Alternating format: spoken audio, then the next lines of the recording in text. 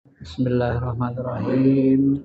Assalamualaikum warahmatullahi wabarakatuh. Alhamdulillahilladzi 'allama ilman nafi'an. Asyhadu an la ilaha illallah wa asyhadu anna Muhammadar Rasulullah. Allahumma shalli ala Sayyidina Habibina Syafi'ina wa Maulana Muhammadin wa ala alihi wa sahbihi ajma'in, amma ba'd. Ibu-ibu yang dirahmati Allah, hari ini kita akan membahas tentang bagaimana tata cara menyempurnakan sholat. Nanti bagi ibu-ibu mungkin yang tidak bisa berdiri, nanti kita jelaskan bagaimana caranya sholat kalau kita tidak mampu berdiri. Ibu-ibu yang dirahmati Allah Subhanahu wa taala, sholat ini sebenarnya dari sisi bahasa artinya doa. Ya, misalnya Allah berfirman, "Khudz min amwalihim shadaqatan tutahhiruhum wa tuzakkihim biha." Ambillah harta dari mereka, ini zakat sebagai sedekah zakat, membersihkan kalian dan mensucikan kalian. Wa sholli alaihim, ini shol, perintah, bil amal, berdoalah atas mereka. Inna sholataka, sesungguhnya sholatmu. Sholatmu itu artinya doamu. Jadi sholat itu secara bahasa artinya doa. Sesungguhnya doa engkau Muhammad sakanan lahum, memberikan sakinah, bisa memberikan ketenangan bagi orang-orang yang bersedekah berzakat. Maka salah satu untuk mendapatkan ketenangan hidup adalah banyak-banyak minta doa dari orang yang kita sedekahi. Karena doa mereka itu bisa memberikan sakinah, ketenangan bagi kehidupan kita. Secara istilah, sholat itu perbuatan tertentu dimulai dari takbiratul ihram. Allahu Akbar. Nah, kalau kita sudah sebut Allahu Akbar, berarti ya, ini disebut dengan takbiratul ihram. Allahu Akbar itu takbir. Ihram, kenapa disebut ihram? Karena kalau sudah kita katakan Allahu Akbar, kita sudah ihram. Ihram itu maksudnya haram melakukan selain dari kerjaan sholat. Maka disebutlah dengan ihram, haram, dari kata haram. Nggak boleh. Nggak boleh lagi kita, aku sudah lupa tadi WA ya. Udah Allahu Akbar, lupa tadi balas WA. Batal sholatnya. Nggak boleh lagi ya. Allahu Akbar.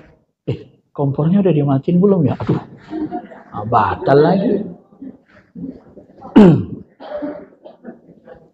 Ya.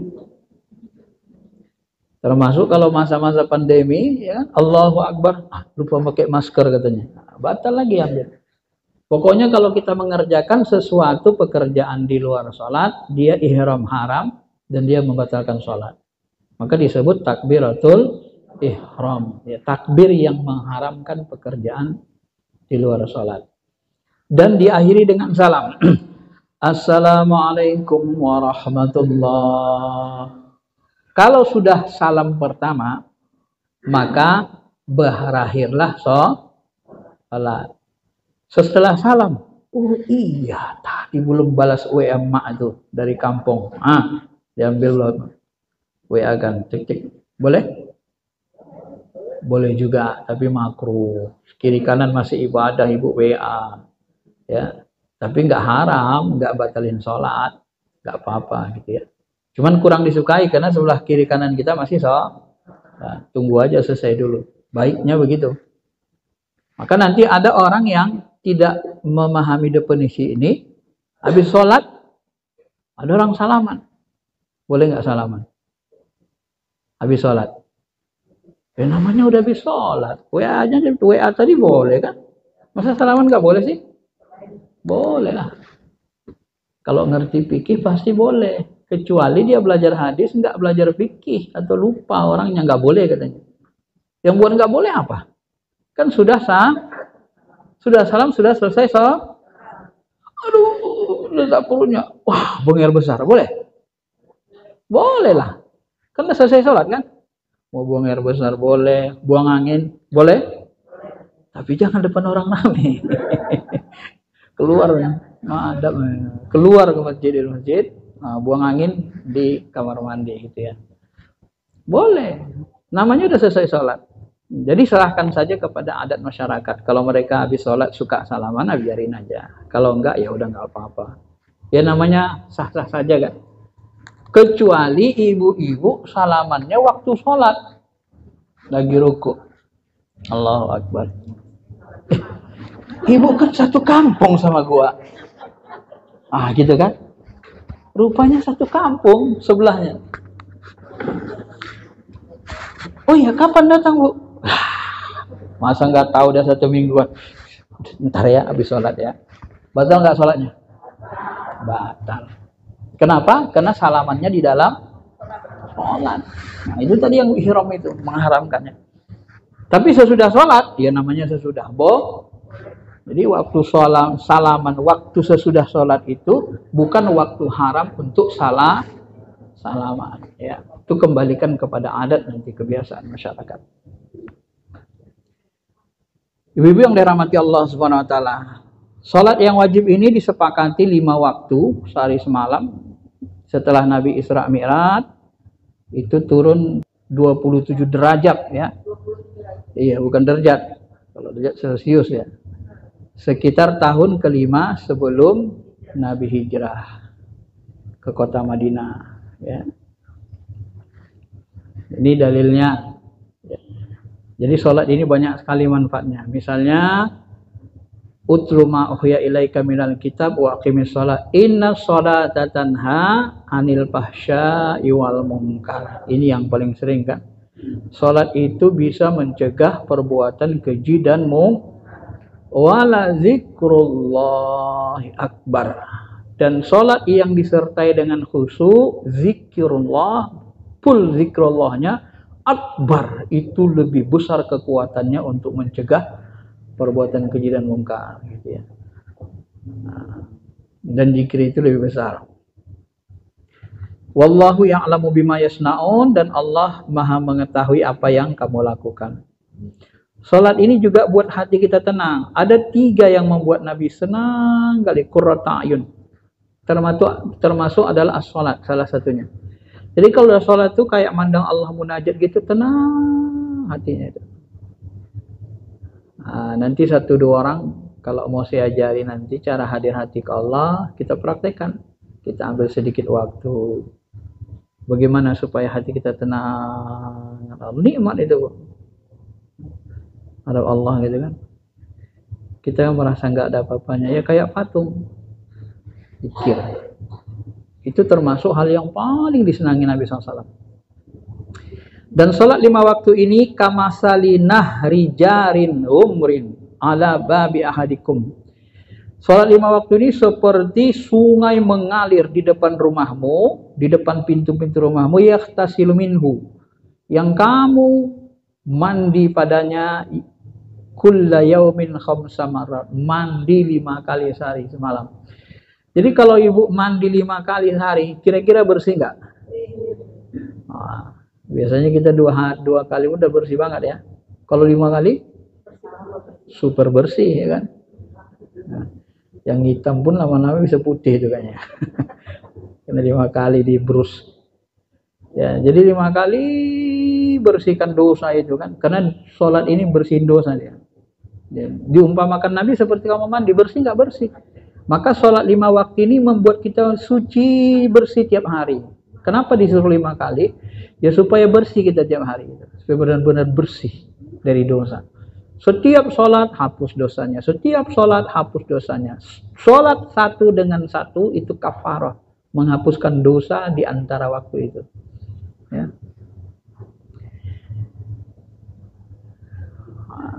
Bahkan ada satu riwayat hadis Sahih Muslim ini, Amr bin Abbasah dia mengatakan, Orang yang sholat dengan benar khusyuk, rukun syaratnya bagus, khusyuknya bagus, diampuni dosanya. Dia seperti bayi baru lahir. Aku mendengar hadis ini 7 kali dari Nabi ngomong seperti ini. Kata Amr bin Abbasah dalam hadis Sahih Muslim. Wah, jadi dengan sholat ini ternyata kita bersih betul. Kalau betul-betul sholatnya bersih, menghapuskan dosa betul ya. Jamin masuk surga. Maka barang siapa berwudu, sempurna wudunya, sholat dengan khusyuk, pasti masuk surga. Ini juga hadis Sahih Muslim. Ya. Dan yang pertama kali nanti dihitung di hari kiamat apa? Sholat. Yang pertama dihitung sholat. Inna awwalu ma yuhasabu bihil abd sholatuhu. Yang pertama dihisab dari seorang hamba adalah sholatnya. Fa'in sahat faqad aflaha wa anjah. Kalau sholatnya bagus, sah, bagus, dia beruntung, wa anjah, dan sukses. Fa'im fasadat, kalau sholatnya rusak, khoba wa khosiro, maka dia akan menyesal dan merugi. Jadi nanti yang pertama dihisab sholat. Kalau sholatnya bagus, maka sholatnya bisa punya energi yang kuat mencegah dari perbuatan keji yang mungkar dan mungkar. Sholatnya bisa menghapuskan dosa-dosa. Kalau bagus sholatnya, dia tercegah. Dia tak pingin. Kekuatan hatinya itu, kebersihan hatinya itu mencegah dia dari pingin buat dosa gitu ya. Maka semakin khusyuk orang sholat, itu hampir bisa dipastikan semakin bersih hati. Ya orang kalau sudah bersih hatinya masih pingin nggak maksiat? Nggak pingin lagi. Gitu. Nah, sebenarnya itu dia kan logikanya. Maka nanti ciri orang yang beriman, yang sempurna imannya dalam surah Al-Mu'minun, surah orang beriman, cirinya apa? Qad aflahal mu'minun. Beruntunglah orang beriman. Siapa mereka? Alladzina hum fi sholatihim khashi'un. Mereka itu kalau sholatnya khusyuk, tunduk hatinya ke Allah gitu ya. Ini salah satu ciri orang yang sempurna imannya. Allah membuat khusus namanya surah Al-Mu'minun. Begitu Allah membuat surah Al-Mu'minun, yang pertama kali disebut ciri orang beriman. Siapa itu orang beriman? Ciri pertamanya adalah sholatnya khusyuk. Dan yang membedakan kita dengan orang kafir hanya sholat. Ibu-ibu yang dirahmati Allah Subhanahu wa taala. Kemudian rukun sholat. Rukun sholat ini secara umum diurai oleh Imam Syafi'i, mazhab Syafi'i ada 13. Nanti ada yang merincinya sampai 18 di Kifayatul Akhyar. Sebenarnya itu juga. Yang 13 itu tak disebutkannya, tak dipisahnya tumakninah. Nanti yang 18 tumakninah dipisahkannya. Tahu arti tumakninah, Bu? Tumakninah apa artinya? Tenang, ya tenang sebentar. Ya namanya sholat harus tenang lah gitu kan. Masa sholatnya geruk kayak patok ayam gitu kan. Harus tenang. Ya yang pertama niat. Ya.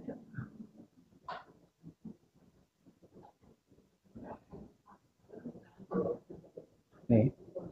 Kenapa niat yang pertama? Karena niat itu innamal a'malu bin niat. Nih, saya bahas sedikit tentang lapas niat. Ibu kalau sholat pakai usolli nggak, dilapaskan nggak? Usolli. Dalam hati aja. Gak usah diucap. Allah Maha tahu. Tempat niat di mana? Di hati. Bukan di lisan. Jadi bagaimana kalau kita lapaskan niat? Boleh nggak? Nah, bagi orang yang belajar fikih secara rinci, maka dia akan mengatakan boleh atau bahkan sunnah. Bagi yang tidak belajar fikih, dia belajar hadis saja, maka nanti dia mungkin mengatakan, nggak usah lah. Bahkan yang kerasnya bid'ah gitu kan. Nah, ini saya jelasin ilmunya, Bu. Niat itu letaknya di hati, di qalbu. Kenapa kita disuruh ulama fikih mazhab Syafi'i misalnya dilapaskan niatnya, disuruh dilapaskan niat itu khusus bagi orang yang hatinya was-was. Artinya gini, lapas niat itu untuk membantu hati itu, supaya niat itu menjadi sempurna. Usolli, sengaja aku sholat. Fardu zuhur. Arba'a raka'atin, 4 rakaat ya Allah. Adaan makmuman, secara tunai mengikut imam. Karenamu, lillahi ta'ala, karenamu ya Allah. Allahu Akbar. Jadi mantap hati itu. Jadi usolli itu untuk memantapkan hati. Kenapa dia tidak bid'ah sesat, Ustaz? Nah, di dalam fikih bid'ah itu bukan hukum Islam. Di dalam fikih, lapas niat itu dikerjakan di luar rukun sholat sebelum nih. Nah, paham ya? Jadi kalau sebelum niat, boleh nggak dilapaskan? Boleh. Yang nggak boleh dilapaskan niat itu, Bismillahirrahmanirrahim. Udah baca Fatihah dia. Usolli pada juhri arba'at. Batal lagi. Batal lagi, balik lagi kawan. Tapi kalau sebelum usolli pada zuhri arba'a raka'atin lillahi ta'ala. Nah, itu kan hati kita betul-betul duduk niat itu. Karena Allah, karenamu ya Allah. Allahu Akbar. Boleh. Karena di antara manusia ini ada yang was-was. Saya ketemu loh saudara saya. Tapi udah meninggal dia. Orang soleh, umurnya udah agak tua. Dia kalau sholat itu Allah. Kurang pas lagi. Allah. Kadang-kadang mau sampai 3, 4, 5 kali. Tak pas rasanya niatnya itu, diulangnya. Itu orang begitu tepat salah. Usolli fardu subuhi rak'ataini adaan makmuman lillahi ta'ala. Allah. Susahnya di mazhab Syafi'i, tahu Ibu? Begitu kita bilang Allah, begitu kita bilang Allahu Akbar, di dalam hati kita ngomong, ya Allah, aku sholat subuh 2 rakaat menghadap karenamu ya Allah. Bar. Selesai hati, selesai barnya. Itu yang paling susah. Melatihnya. Kalau mazhab Hanafi enak.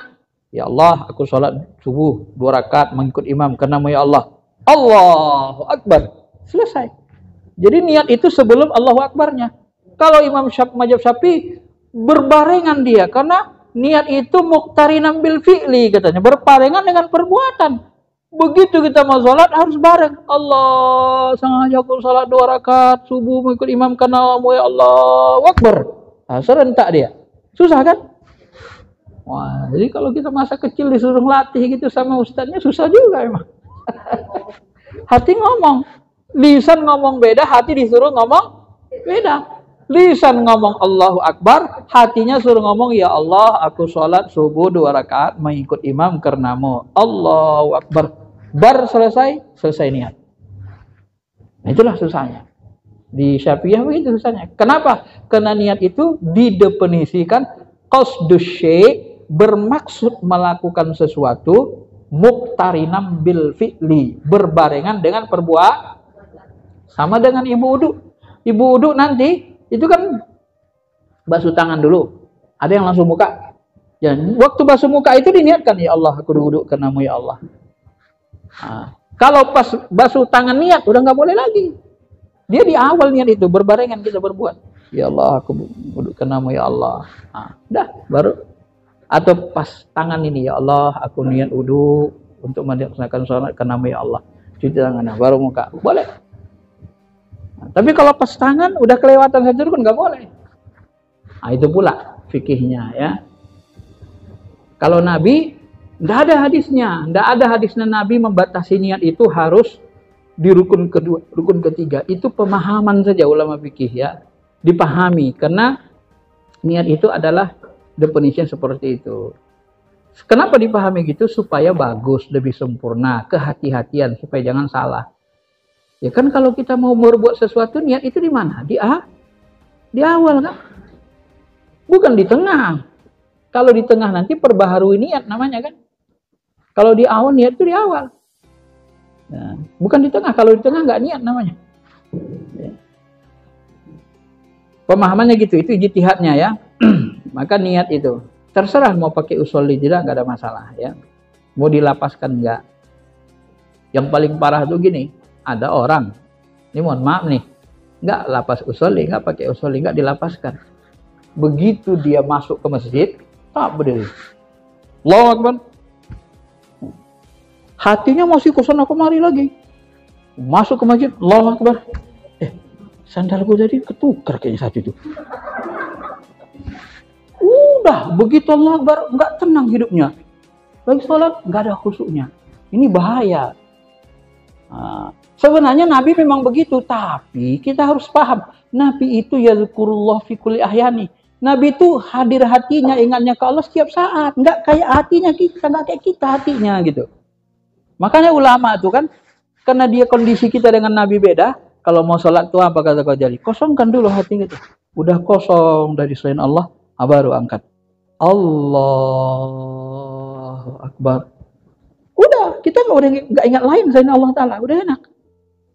Ya. Maka disuruh ulama itu, kalau kita paham ilmu hakikat dengan syariat itu kan, fikih dengan tasawufnya, kosongkan dulu hati kita. Dari selain Allah, udah kosong baru. Allahu Akbar, angkat. Kalau belum kosong, jangan. Cuman kalau orang nggak belajar fikih, nggak belajar tasawuf, belajar hadis saja, begitu Mas Udian. Rasul begitu katanya, kok begitu juga. Allahu Akbar. Ya, tadi anakku tinggal di mobil katanya. Lain, tak apa-apa katanya kan. Karena hatinya belum fokus, belum kosong dari sana Allah. Karena dia baru, apalagi baru belanja kan. Ya, tadi kayaknya aku uangnya kurang kembaliannya kurang ya. Tadi kan aku kasih 50, kok dikembalikan sekian? Wah. Udah mulai lagi kan? Karena buru-buru tadi. Karena itulah nanti, karena sholat ini sangat penting, ulama itu berijtihad membaguskan ibadah kita supaya jangan salah, supaya benar-benar karena Allah. Dilapaskan niat itu pun Bu, fungsinya apa? Misalnya, tadi kita berangkat sholat, niatnya apa? Di Masjid Cinyare itu ada. Kalau artis di Indonesia, siapa sekarang yang paling ganteng? Yang laki-laki. Coba Bu. Iya, saya jarang lihat sinetron pula. Ya, kalau Mas, Kaisa, itu yang cowok ya. Saya kalau sering, wah di sana ada artis di masjid raya ada artis, yuk kita ke masjid yuk, gitu kan. Wah, niatnya kan udah salah dari awal kan. Rupanya mau lihat artis. Wah, bersolek di rumah secakep-cakepnya gitu kan. Sampai ke masjid, kan niatnya tadi bukan mau sholat, lihat artis kan, masuk waktu. Nah, kenapa dilapaskan niat? Tadi kan niatnya salah dari rumah. Ya. Nah, karena niat salah itu dibuang dia. Begitu kita lapaskan niat, terbuanglah semua niat yang salah tadi. Itu namanya islahun niat, terperbaharui niat kita. Maka salah satu fungsi dilafazkan niat itu tuh Bu, supaya kita paham banyak fungsinya itu dibuat ulama gitu ya. Memang zaman Nabi nggak ada, itu dipahami dengan teliti ulama supaya bagus sholat kita. Ditambah, tapi di luar sholat bukan di dalam. Kalau di dalam nggak berani ulama main-main. Neraka lah kita kan, nambah yang di dalam. Di luar sholat boleh, supaya sholatnya sempurna ya. Itu ilmunya. Ibu-ibu yang dirahmati Allah Subhanahu wa taala. Nah, yang kedua setelah niat, maka kita harus berdiri. Dalilnya waqumu lillahi qanitin. Hendaklah kamu berdiri dengan kunut, dengan khusyuk berdiri. Nah, bagaimana kalau misalnya kita nggak bisa berdiri? Dalam fikih disebut berdasarkan hadis ini, sholli qaiman. Salatlah kalian dengan qaiman, dengan berdiri. Fa illam tastati, kalau tidak sanggup sholat berdiri, ya kan? Ya, kalau tidak sanggup sholat berdiri, bagaimana? Fa illam tastati fa qaidan, sholatlah dengan duduk. Fa qaidan, duduk. Fa illam tastati fa ala janbin, sholatlah dengan tidur miring di atas tubuh bagian kanan dengan wajah menghadap kiblat. Wajah menghadap kiblat gimana? Kiblat di sana. Jadi kita sholatnya gimana? Ya, kepalanya di sana menghadap ke. Nah, jangan ngadap kiblat kepalanya ngadap gini, bukan gitu ya. Ya jangan salah paham ya. Nah.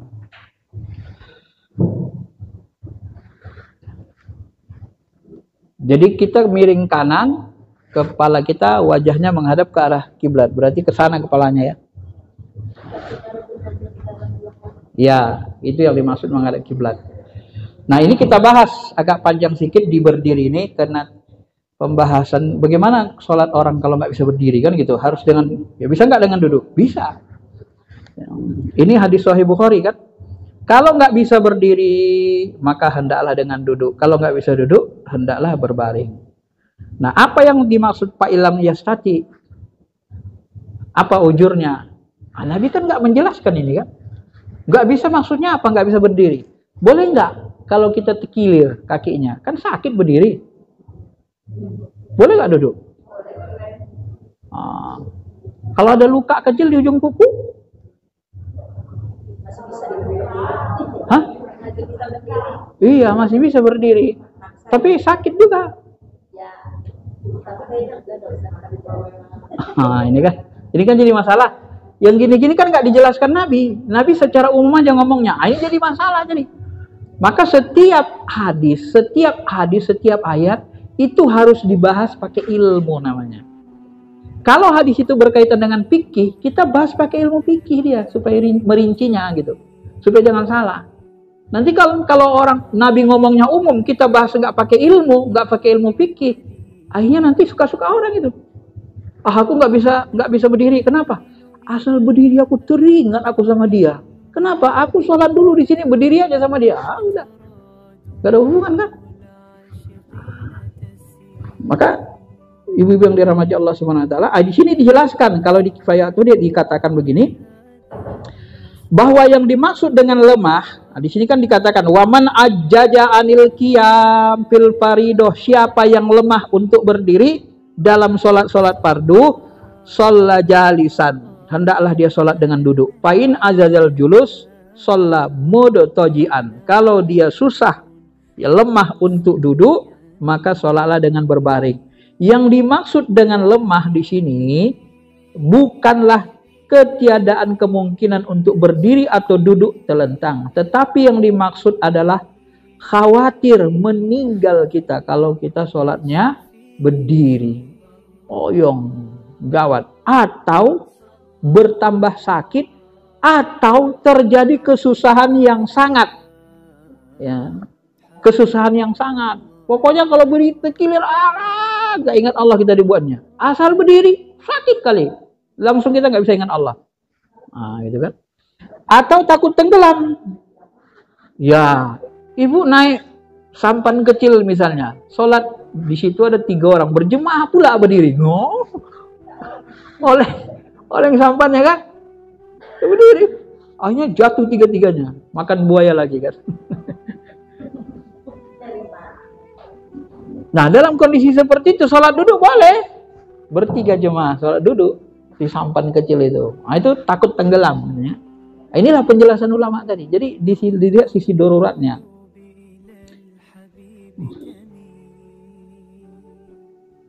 Dan mabuk kepayang atau kepalanya berputar-putar bagi orang yang naik di atas perahu. Ya kalau berdiri dia putar-putar, dia oleng dia kan, jatuh kayak mabuk gitu kan. Nah, ini orang seperti ini maka dibolehkan duduk. Ya.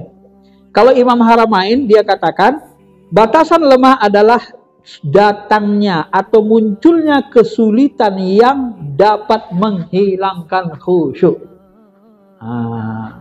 Paksa berdiri, dipaksa juga lah berdiri. Hilang khusyuknya, jadi gak ingat Allah lagi. Kalau udah sholatnya begitu, bolehlah duduk itu, duduk aja lah, ya. Kenapa? Karena sholat itu lizikri, untuk ingat Allah. Gara-gara itu tak ingat kita sama Allah, udah. Ini kalau Imam Haramain menjelaskannya. Demikian juga dinukil, diriwayatkan dari Imam Nawawi. dalam kitab Raudhah dan menyatakan sahnya. Tetapi di dalam Syarah Muhadzab karya Imam Nawawi dikatakan bahwa menurut mazhab yang kuat menyelisihi pendapat Imam Haramain. Imam Syafi'i lain lagi, dia katakan yang dimaksud lemah adalah tidak mampu sholat berdiri kecuali dengan kepayahan yang tidak bisa ditanggung. Jadi kalau masih bisa berdiri, kita masih kuat, berdiri aja. Tapi kalau sudah berdiri nggak kuat lagi, aduh sakit kali. Sebenarnya mirip-miripnya pendapatnya ini kan, bahasanya aja yang sama kan. Kalau Imam Haramain tadi, pokoknya kalau kita gara-gara berdiri nggak khusyuk, berarti kan nggak tahan, sakit juga kan. Jadi pilihan bahasa ulama ini beda-beda gitu ya, kalau kita perhatikan. Tapi hampir sama aja. Ya, kalau nggak sanggup berdiri, nggak khusyuk, kita lupa sama Allah gara-gara berdiri, duduk. Nah, Ibnu Rib'ah berkata yang dimaksud adalah kepayahan yang sangat berat. Nah ini, ya ini pendapat ulama. Kemudian disebut bagaimana kita duduknya. Kan tadi boleh duduk kan? Duduknya gimana?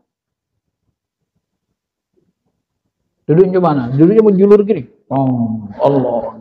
Begitu.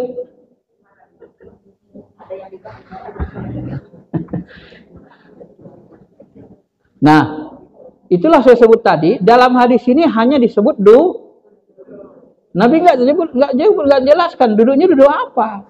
Duduk tawarruk, duduk apa nggak disebut. Jadi macam mana? Kembalilah kita ke ilmu fikih, pemahaman ulama. Nah, kata ulama, duduk di sini tidak disebut bagaimana bentuknya. Jadi bagaimanapun sebenarnya dilakukan boleh. Penting duduk, boleh. Tetapi yang lebih utama dalam mazhab Syafi'i ada dua qaul, ada dua pendapat. Yang pertama, yang paling ashah, yang terbaik adalah duduk iftirash. Tahu duduk iftirash? Cuman itu duduk tahiyat akhir, tahiyat bukan tahiyat akhir, duduk antara dua sujud tadi itu. Nah itu ya, itu iftirash namanya. Kalau duduk tahiyat akhir namanya duduk tawarruk, tasyahud akhir atau tahiyat akhir itu duduk tawarruk. Kalau iftirash, duduk antara dua sujud, seperti itulah duduknya. Jadi diletakkan kaki kiri dan kanan di bawah apa kita ya, ibu-ibu yang dirahmati Allah Subhanahu wa taala. Nah, saya kasih tahu manfaatnya ya. Mungkin kalau ibu udah banyak umurnya bisa jadi punya pengalaman. Kalau ibu nanti asam uratnya naik, ada kan kadang-kadang sakit sekali gitu kan naik. Kadang bangun tidur kita sakit gitu kan, betisnya sakit kayak ada urat narik gitu. Apa obatnya? Obatnya langsung duduk iftirash, langsung sembuh. Coba aja nanti, ingat Bu. Saya lupa siapa ustadz atau ulama yang ngajarin saya ini. Itu begitu saya amalkan langsung hilang. Kalau enggak sakit ibu nanya, gitu-gitu nanti kan jerit-jerit. Saking sakitnya kan. Kadang kita bangun tidur mau kayak salah urat gitu ya Bu ya. Nah kalau sudah masuk ke itu kayak asam urat atau apa nggak ngerti lah saya itu ya. Orang ke dokter lah ngerti. Kayak kram gitu. Kalau muncul kram gitu, langsung ibu duduk iftirash. Insya Allah langsung seketika hilang. Nggak nunggu lama. Begitu duduk iftirash, pelan hilang. Ya. Dan kita nggak nahan sakit. Itu kelebihan duduk iftirash. Nah, duduk begitulah dilakukan untuk sholat. Jadi kalau nggak bisa iftirash itu gimana lagi?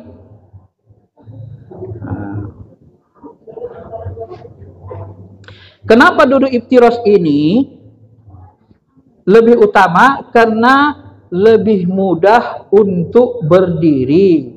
Selain daripada itu, duduk dengan bersila adalah semacam enak-enakan. Kaul yang kedua, duduk dengan bersila adalah lebih utama. Ya, jadi boleh duduk iftirash, boleh duduk bersila. Ya kalau masih terkilir kakinya, iftirash sakit, ditekan sakit, duduknya bersila. Ya, ibu tinggal pilih aja mana yang nyaman. Pokoknya mana yang lebih khusyuk gitu ya. Nah, itu pendapat ulama. Ya.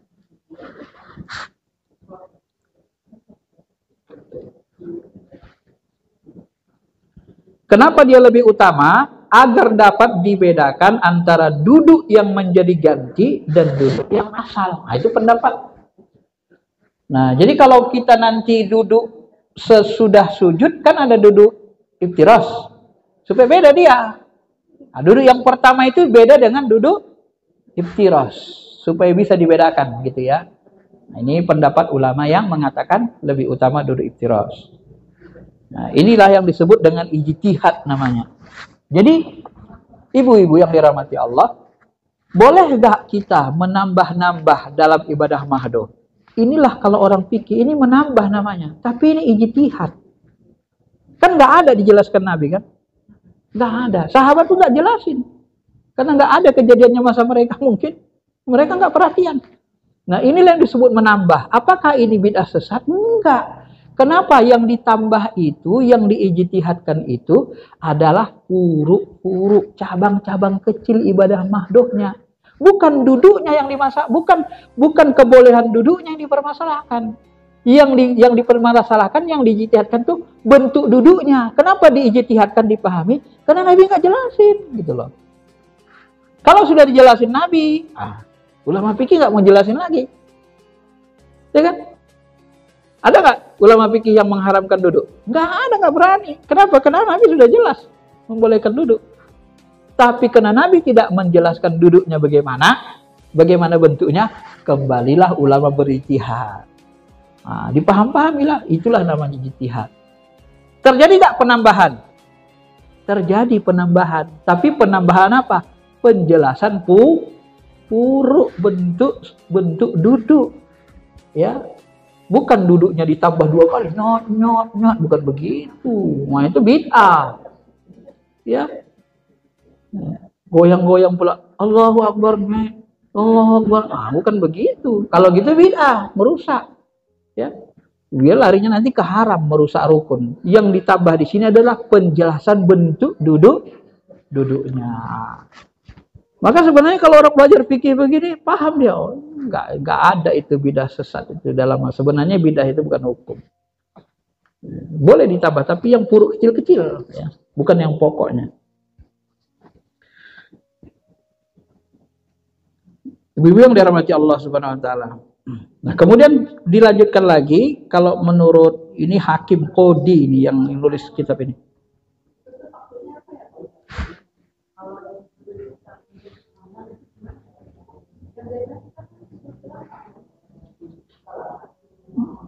Mana boleh tertelentang. Perempuan nggak boleh tertelentang, Bu. Makruh. Perempuan itu kalau tidurnya gimana? Hah? Kalau tidur di rumah biasanya disunahkan gimana? Ya miring kanan atau telungkup. Iya, paham saya. Nah, sedangkan di luar sholat saja kita tidak dibenarkan untuk tidur telentang, apalagi lagi sholat. Itu logikanya gitu.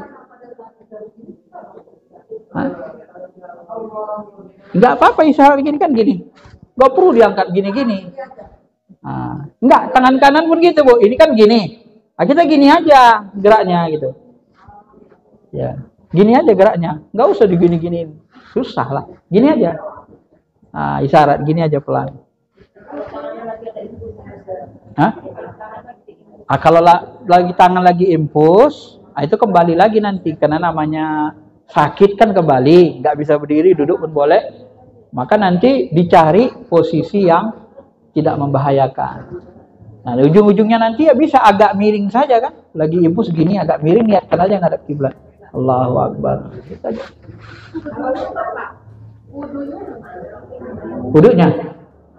Wudhunya biasa, nggak ada perubahan. Kecuali tangan ibu tidak boleh menyentuh air. Nah, kalau tidak boleh menyentuh air, nanti kembalinya ke tayamum. Sifat agama kita ini, sifat ibadah mahdoh ini adalah la yukallifullahu nafsan illa usaha. Allah tidak akan membebani di luar kemampuan. Ini kunci, ini kaidah kunci. Jadi kalau sudah tak sanggup boleh duduk, nggak sanggup duduk tidur, nggak sanggup tidur.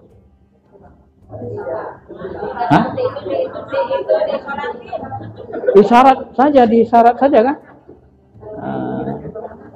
Isyarat saja. Nggak mampu bergerak ya. Kan ketidurannya gini Bu. Nggak mampu gerak-gerak ya pakai isyarat saja. Bayangkan aja kita sholat tuh. Kayak ruh kita yang sholat gitu. Bayangin aja. Nah, pakai kedipan mata. Kalau lama nyebut pakai kedipan mata isyarat. Nah, ya. Bayangin kita sholat. Kalau udah nggak bisa bayangin, akalnya kan paling bisa masih berfungsi berarti masih bisa bayangin kan, pakai kedipan mata isyarat. Kalau nggak bisa, nah baru gantian kan. Udah bisa sholat disolatin lah. Mau gimana aja. Ya. Kemarin pernah saya lihat di tayangan medsos itu jadi ini gerakan sholat itu ada di pintu kereta. Dia pada ada beberapa itu. Terus gimana saja syaratnya cuma syarat aja Di tempat duduk kereta. Dia berdiri di pintu kereta. Sebenarnya kalau ada musolanya di kereta itu, sebaiknya dia sholat di musolanya itu. Kalau ada sholat di situ, musolanya tempat sholat, maka sebenarnya tidak dibolehkan kita melakukan seperti itu. Iya, nggak dibolehin ya. Kecuali tidak ada tempat sholat, ya paling bagusnya di tempat duduknya aja. Nanti datang waktu, kalau sudah sampai di rumah, waktu sholat itu masih ada, kita sholat kembali dengan sempurna. Itu lebih bagus. Namanya sholat lihurmatil waqt. Sholat untuk menghormati waktu sholat, waktu awal itu. Kita sholat pakai di tempat duduk. Saya pun kadang gitu. Kalau datang naik pesawat, diukur waktunya ke Medan bisa sampai 2 jam, 3 jam, 4 jam nanti sampai rumah. Dihormatil waktu aja, nanti di rumah baru dijamak gitu. Kalau misalnya ya usolli pada jurhi lihurmatil waktu lillahi ta'ala gitu aja. Dalam hati aja, bahasa Indonesia aja niat itu. Ya Allah, aku sholat zuhur di awal untuk menghormati awal waktu 4 rakaat karenamu. Allahu Akbar. Lihurmatil waktu. Tapi sebagian ulama memahami karena kita menghormati waktu awal sholat. Karena sholat di awal waktu itu paling utama kan. Nah, gitu. Tapi kalau nggak mau diamalkan pun nggak apa-apa itu. Karena yang nanti jamak saja di rumah gitu kan. Tidak ada masalah. Itu hanya ijtihad sebagian ulama saja.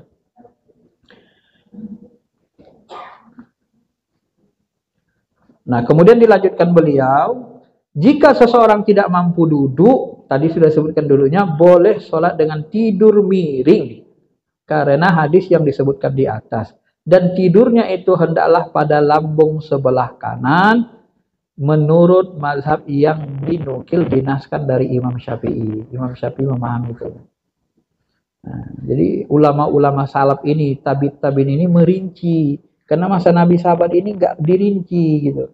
Karena nggak semua ada kejadian yang sekarang, ada kejadian masa lalu gitu. Jadi kejadian masa lalu itu kan terbatas, orangnya juga terbatas. Jumlah sahabat berapa? 120.000, ya kan?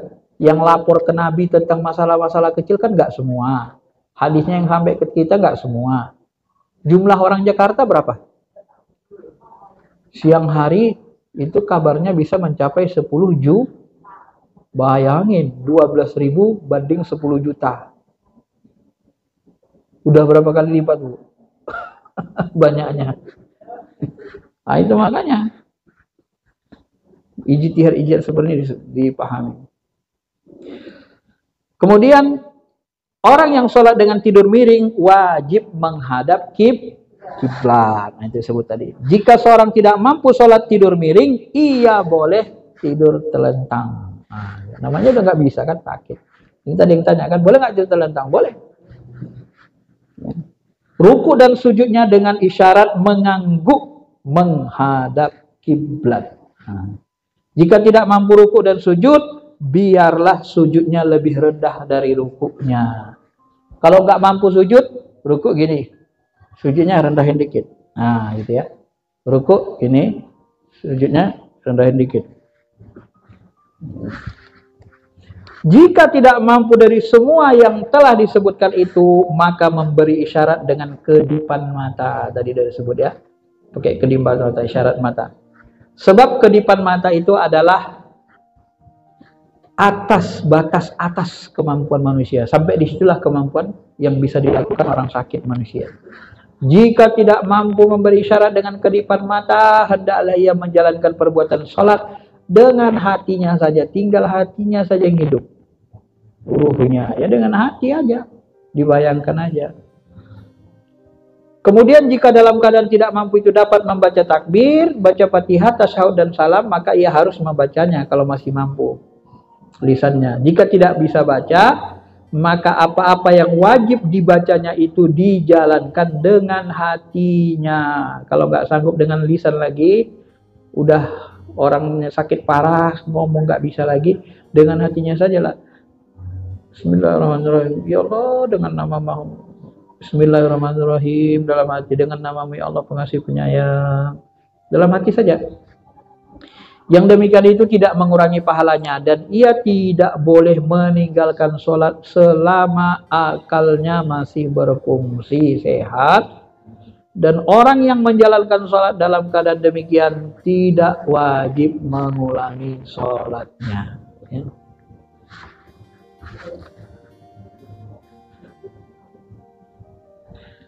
Ada juga ulama ini yang membolehkan ninggalin sholat dalam kondisi parah gitu. Cuman akal saja yang berfungsi. Siapa itu? Imam Ghazali. Nah, Imam Ghazali bilang boleh meninggalkan sholat selama masih berakal. Kenapa? Karena Nabi mengatakan, Iza amaratukum bi amrim fa'tu minhu mastata'tum. Apabila aku memerintahkan kamu melaksanakan kewajiban sesuatu, laksanakanlah mastata'tum, sesuai kemampuan. Semampu kalian. Kalau sudah tak mampu lagi, nggak apa-apa, nanti diganti. Nah, ini istidlal Imam Ghazali. Tetapi istidlal ini, dalil ini dibantah oleh Imam Rafi'i. Ini ulama besar mazhab Syafi'i juga ya. Antara Rafi'i, Imam Nawawi, tapi lebih terkenal Nawawi dari Rafi'i. Bagi kami ada satu pandangan bahwa orang yang dalam keadaan yang seperti ini boleh meninggalkan sholat, tapi wajib nanti kalau sudah sehat diniat qada gitu. Karena sebenarnya kewajiban itu kalau sudah tertinggal qada.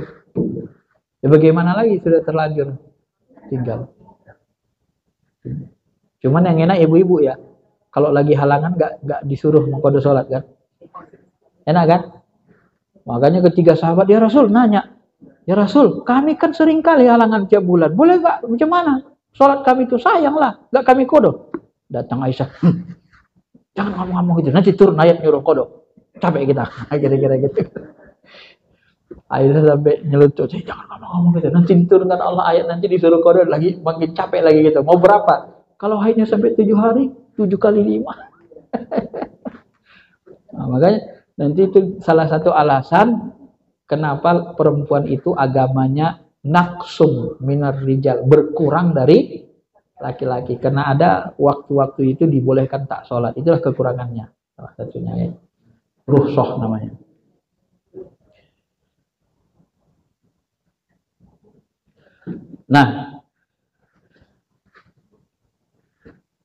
Nah bagaimana dengan orang yang disalib? Nah, kan ada orang dihukum salib, tetap wajib sholat. Yang demikian itu dinas oleh Imam Syafi'i. Nah kalau Imam Syafi'i tetap ya wajibkan sholat. Demikian pula orang yang karam, berada di atas selembar papan, mengapung di laut itu kan, yang karam dia di atas papan aja, sholat aja dia sebisanya.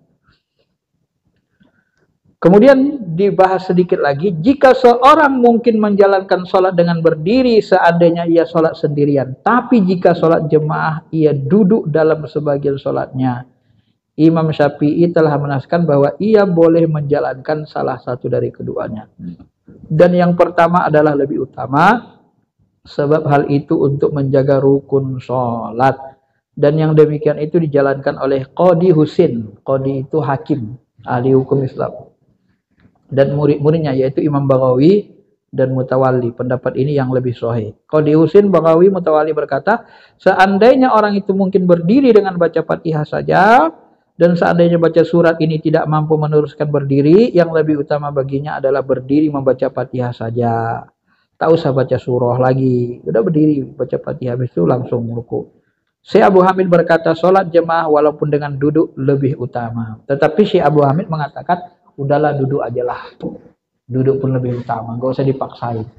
Nah, kalau yang tadi mengatakan, ya kalau bisa sanggupnya berdiri sebentar, masih bisa sanggup, ya berdiri aja. Selesai Fatihah, gak usah baca surah, langsung ruku. Kalau nggak kuat berdiri lama, kan kadang-kadang nggak kuat berdiri lama, sebentar bisa. Gitu. Pilihannya mana? Ya terserah ibu aja, mau duduk atau berdiri waktu baca Fatihah, gak usah baca surah, langsung ruku boleh. Itulah ijtihad ulama, ya, dalam memahami bagaimana sholat orang yang tak mampu berdiri. Selesai. Di atas kitab ini ada lagi kitab Mahalli yang lebih rinci. Ini kitabnya Kifayatul Akhyar 2 jilid.